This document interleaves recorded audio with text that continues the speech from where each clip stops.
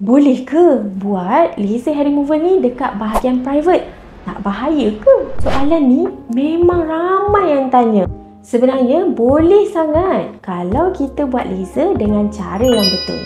Laser bahagian intim ni menggunakan tenaga yang rendah dan teknik yang khas supaya tak mengganggu kulit yang sensitif. Ia hanya fokus pada akar bulu tapi bukan organ dalaman.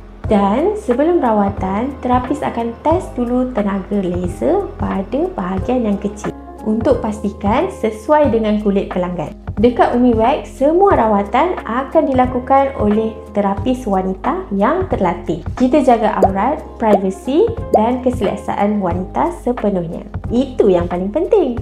Dekat Umi Wax, kami faham betapa pentingnya rasa selamat dan tenang untuk setiap pelanggan. Sebab tu, semua rawatan di bahagian intim dijalankan oleh terapis wanita yang terlatih menggunakan laser yang khas untuk kulit yang sensitif.